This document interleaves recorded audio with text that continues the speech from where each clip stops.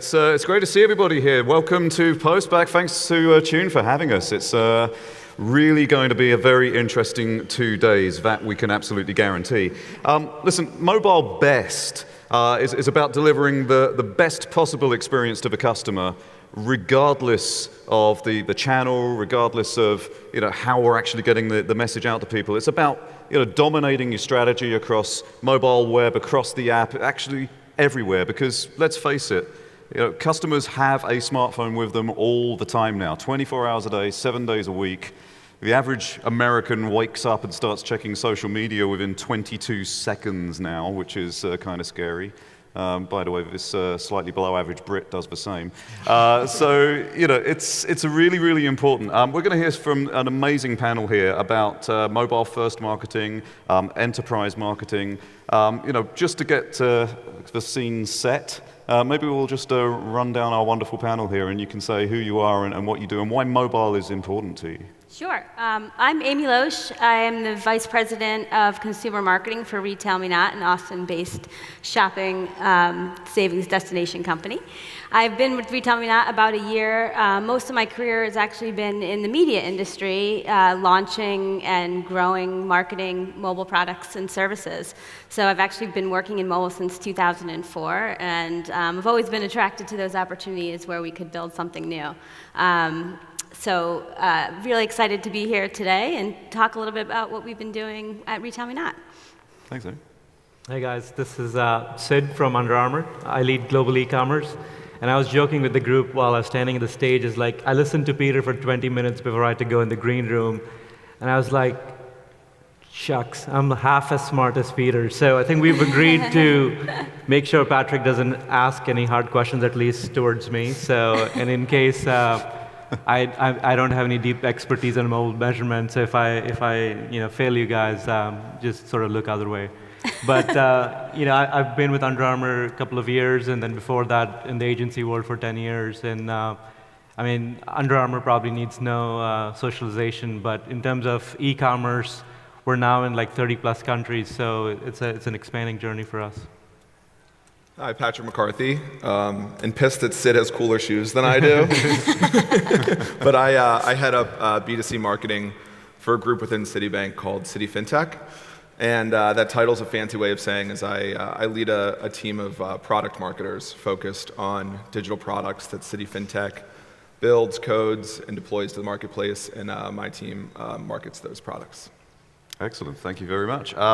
Hey, listen, I've been doing some research recently on many different topics. Mobile has been really the core of my research for the last, I guess, 2.5 years. And the most recent piece of research really scared me. Mobile marketers in general, they're spending up to 50% of their entire marketing budget on mobile. And yet, 2/3 of those marketers fully explained to us that they're completely out of their depth. They have no idea how to manage mobile. It's tacked on as just an extra channel. It's not part of the strategy at all. They don't have the in-house expertise. The strategic direction is a trouble. It's a worry. The silos are still stopping people from really moving forward with mobile. How have we ended up with that situation after all these years of supposed mobile first and mobile focus? I mean, what is the problem there? I actually, for me personally, at RetailMeNot, I disagree with that. We are a mobile-first company, both in product strategy and in marketing, and we have a lot of expertise in-house, as well as a lot of the vendor and technology partners and agencies that we work with. I think where it's probably been challenging in the past is around attribution. You mentioned, mobile measurement is hard, but we've been connecting those dots. I think that we've had ways now of looking at our data, working with a number of agencies that can really attribute that back to conversions on our platforms. So we've got expertise in every single one of our channels in mobile. Most of our audience is now shifting to mobile, so it's important for us to be mobile first. We need to be where our audience is. So we're continuing to innovate constantly and test and learn, working with agencies that help us optimize. And I think it's a real constant art and science of how you balance measuring the performance of your marketing campaigns based on ROI versus building audience. But we're certainly on the forefront, I think, of doing that. On the product side of things, we actually have had an app since 2012. We were the first app in the App Store there was no shopping category actually when we launched it. So we've been really focused on using that as a way to connect consumers throughout the purchase journey. And not just in store. And we actually launched our own mobile attribution solution for retailers back in October. So we're essentially, RetailMeNot serves as a marketing vehicle for our retailer partners, and using location-based data along with what's happening in store and on the app itself, we can actually track footfall into stores. We can track sales and incrementality of those sales for our retailers. So I'd say there's a lot of expertise out there. Yeah, I mean, it's awesome that you're one of the 32% that get it. So what did you do differently, in terms of setting up your mobile marketing strategy? What was the secret sauce? So I think because it's been from the sort of the beginning of RetailMeNot has been a mobile first, and it starts with product strategy. And I think that creating a strong mobile strategy throughout your organization needs to come from the top, and it needs to be across all departments. So I think that's probably been what our key to success. And we've been fortunate to find the right partners out there to help us do it. Awesome. Yeah, so what's your view on that? I mean, I think I'll probably speak more from an industry perspective, less on the Under Armour perspective. I think the general observation is, and I think Peter mentioned as well, like there's not only fragmentation in the space from platforms, which is pretty obvious, right? iOS, Android, different kinds of phones, all of that. There's fragmentation in terms of capability, right? So you think about ad tech, the complexity it provides to brands like us, which we barely try to break through. And then there's fragmentation in adoption. So you think about the global patterns, there's fragmentation there. So fragmentation times fragmentation is fragmentation square. And when you talk about driving progress in a world which is extremely in pieces, that's where the challenge is. And I think about the Far East and countries like, you go to our Shanghai office where WeChat is the great consolidator. It's got consolidated payments. Scanning technology is omnipresent and available, and everybody's using that. Everybody's using it as a messenger. So what's happening there, in my perspective, is it's sort of creating that consolidated perspective where brands can focus on innovation versus figuring out how they drive better coverage across a fragmented universe. And I do believe, I think, at some point in Western part of the world, we'll see that consolidation happening, and I'm sure it's all of our guess who's going to be the consolidator. I know what my guess is, but I'm not going to say it. So I do think that's where that problem potentially will be solved around capability, skill set, and expertise once we have that consolidated universe a little bit more than it's today. So fragmentation times fragmentation is fragmentation squared. That's just my math. I told you I'm half as smart. So. That's a tweetable right there. What's your Twitter ID quickly so they can cite you? Sorry, I missed. What's your Twitter ID so they can cite you? My Twitter ID is I created it when I was 16 years old. Do you want me to save you? So I'm not gonna say it. You can just find it. Yeah, thought your question. I agree with Amy. I think. At Citi, we have a very large organization with a lot of marketers, and the mobile-first strategy comes from the top. So Stephen Bird, our global CEO, came on board a couple years ago and was adamant about a mobile-first strategy, and Citi FinTech was going to be the conduit of that. But we do call ourselves, the tugboat pulling the Queen Mary, and we are mobile-first, and we would like to be mobile-only, actually. But we do care for a large organization, so as we pivot this large Queen Mary towards a mobile-only strategy, I think it'll become more ingrained in the full marketing strategy of the organization. Yeah, absolutely. I mean, it's interesting when we talk about technology in the way that we do, and that's also fragmented, right? There are thousands of products out there that can help you in getting your mobile strategy right and getting your tactics right, and pushing out the right messages to the right people, right place, right time. But it's really clear from the data that we've been kind of led by the technology in some ways, and that we've been making changes to mobile web and apps based on hypotheses and A/B split testing, and changing things like user interfaces and changing the way that we present information. But what's really clear is that the highest increase in revenue per visitor comes from really pushing emotions, things like scarcity, of product, for example, and making people feel things. What can we do to leverage that side of the split testing, if you like? How can we get more involved in sparking emotions in people? Because clearly that's where the money is. Sure. So for us, really, it's kind of about our product, right? So our audience is a deal-seeking audience, and while they like to save money, there's this thing about the thrill of getting a good deal that it evokes that emotion that you're talking about. So I think that what we try to do is personalize as best we can across all of our platforms to make sure we're serving the right content at the right time so that we have the best chance of user success. One of the ways that we're doing that, for example, and there was some talk about location not working, we're actually using location pretty well for a new feature in our app that we call Mall Mode, where we're taking location-based data, we're matching it with mall maps so that you can find deals that are nearby to you.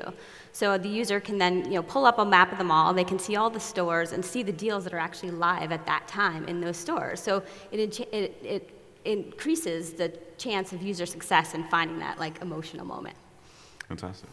Yeah, I think it's personalization is a battle all of us are fighting, and I think it's a battle. It's more of a war than a battle, and I think we're fighting a battle right now. So the reason I say that is, to me there are two aspects to emotion, which is relevancy and newness, and I think we're fighting the battle of relevancy without focusing on newness.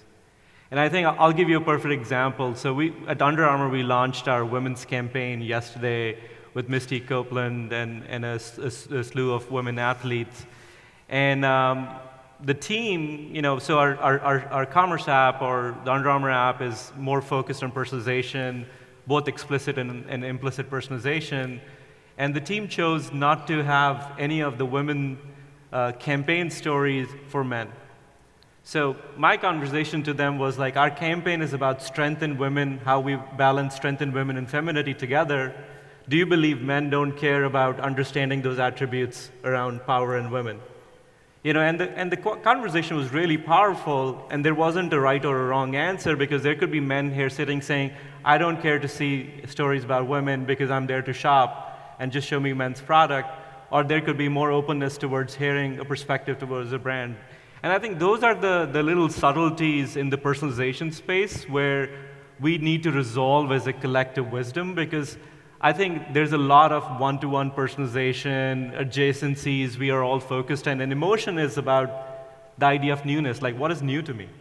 And what's new to me where I'm willing to consume and be excited about, and I have an emotive response to that, and I think that's a powerful space which is beyond AI, but goes into cognitive theories and so forth. So I feel it's a great unlock which is in front of us, and I don't know if mobile measurement is going to solve it, but I think we need a lot of brains there to solve it.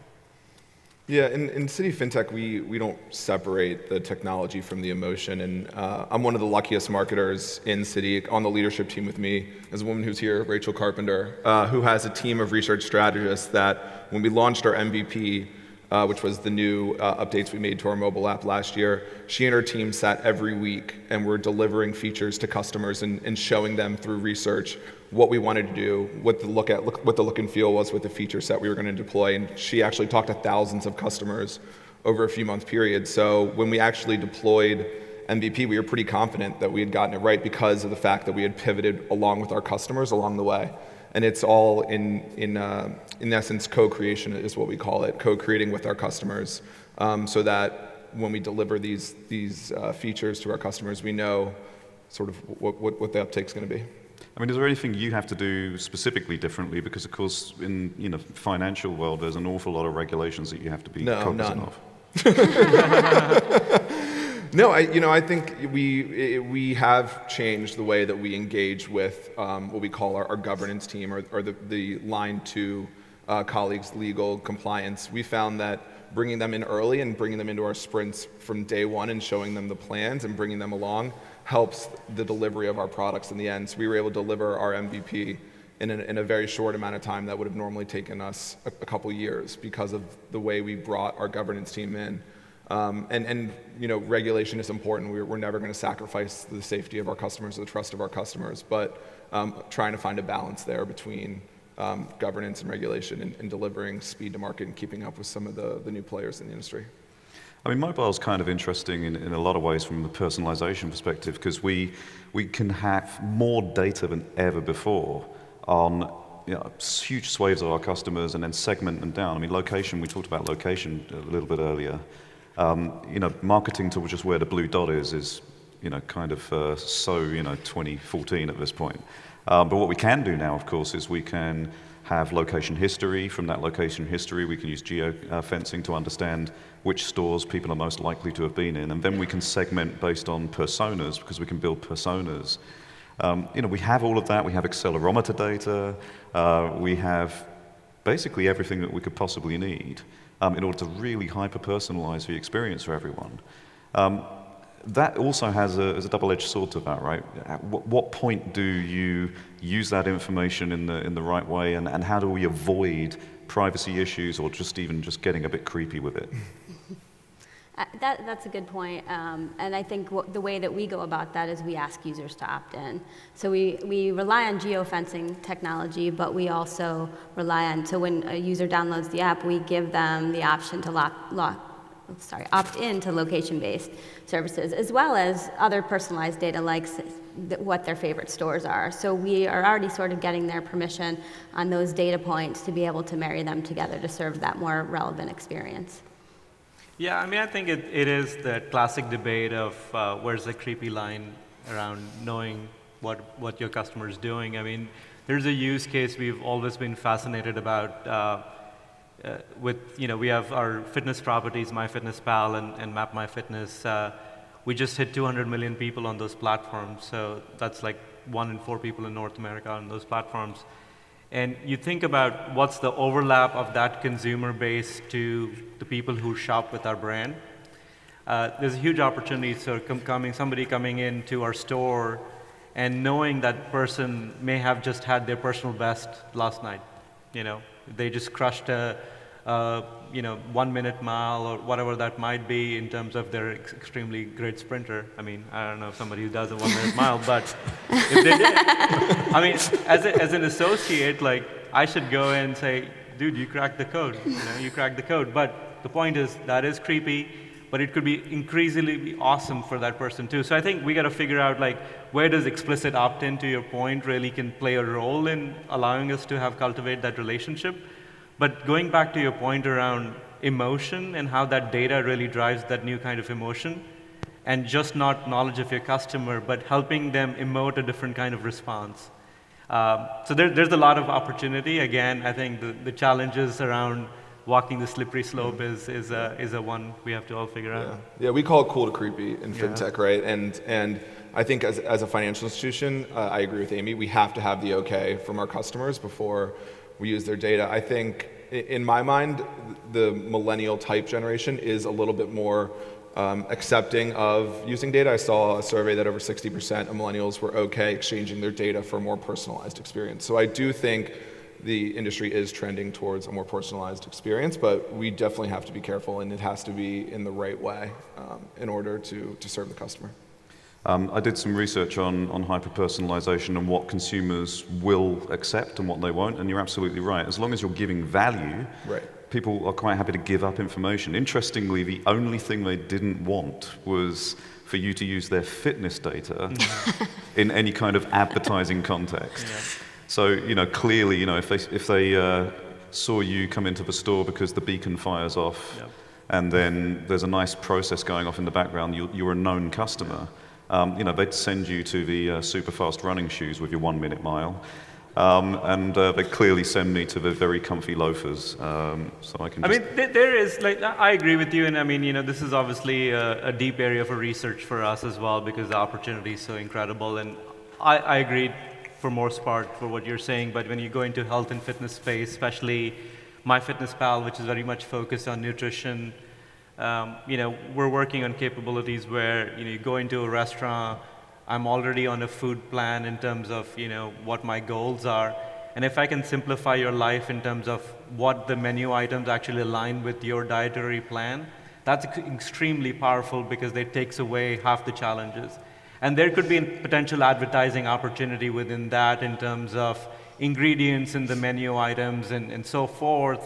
But ultimately, if it's to the service and the value of the consumer, I think there is an opportunity. And I think that's where we say it's really about the execution versus idea. I don't think the consumer is ever against an idea because they don't really understand how an idea manifests and gets consumed.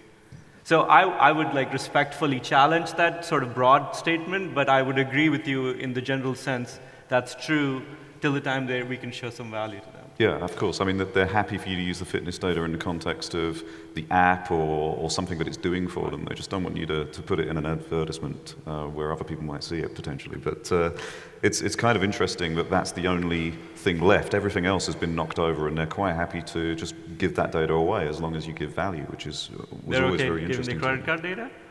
So I think it depends, right? So Rachel, again, has done a lot of research, and people will in the research say, you made me call to say that I was traveling. Why'd you do that when I booked my travel with you, right? And so Citi, then in that case, they're okay, right? Because it makes their lives simpler, easier. But there's definitely a balance that we have to strike. And again, we are highly regulated, and we are going to be steadfast in that we're going to, with trust and security. And so we do have to have a balance there. Yeah, for sure. Something we've been talking about off the stage quite a bit with various people is, the CMO now has the shortest average tenure of anybody on the executive board. It's, I think, on average 18 months. So if there's CMOs in the audience, you better get delivering My boss pretty is quickly. sitting right there, so that better not be true. I mean, or if you're talking about Sears CMO. I mean, that's a lot of pressure to produce results, and so you're all doing really fascinating things in mobile. Is there a temptation to step away from the more complex but ultimately more rewarding mobile strategies and just go for lowest common denominator? Spend $1, get $2 back because of the pressure that's involved in making sure there are results early. Yeah, I think the best marketing leaders are ones who are innovative and willing to take some risks. I believe in the concept of fail fast. I think mobile and digital enables you to do that, constantly test and learn new technologies, new vendors, new programs, and learn very quickly and decide if it's working for you. That said, you're always looking at your metrics and making sure that you're performing against them. But I think you have to be innovative in order to deliver more creative solutions to your customers. We have channel-specific managers who are really focused on being innovative in programmatic, in mobile, in social, in app, and we're constantly working with new partners to do that. So a good example of that, I think, is around social. It's constantly evolving, and we're always taking advantage of kind of what's the new idea. Most specifically, or recently, an example of that is we've been running or producing Facebook Live segments since last fall, and we do them every couple of weeks. And we're always looking for a way to make that perform better for us during the live experience. And last week, Facebook announced that you can now start boosting those videos while the stream is live. So when we produced our segment yesterday, we did that, and we saw an increase of 3x in our live views. So you kind of have to go with it and sort of always test new things, or else you're never going to, I think, move ahead. And we've been really successful in actually beating our metrics because of that. Yeah, I think it's a simple equation of brand and plan, right?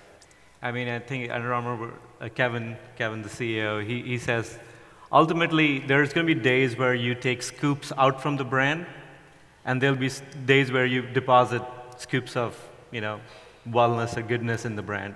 And the net is that the number of scoops you put in have to be bigger than the number of scoops you take out. So when I think about performance marketing or top-of-the-funnel marketing, ultimately, top-of-the-funnel marketing is like putting fertilizer into your lawn, whereas performance marketing is mowing your lawn, right? And I think you just have to balance that, because if you keep mowing the lawn, not putting the fertilizer in, your short term might be fine, but you'll probably see that you're not sort of getting back the reward in the long term in terms of brand heat or brand intent. So I think for smart marketers in the room, you guys, I'm probably preaching to the choir here, there is an absolute balance, and people who get it, they get it, and they practice it right. Yeah, I think in large organizations traditionally, you're incentivized not to make radical changes because you have to hit your P&L goal the next year. And so you're incentivized to take what you did the first year and build upon it in slow incremental.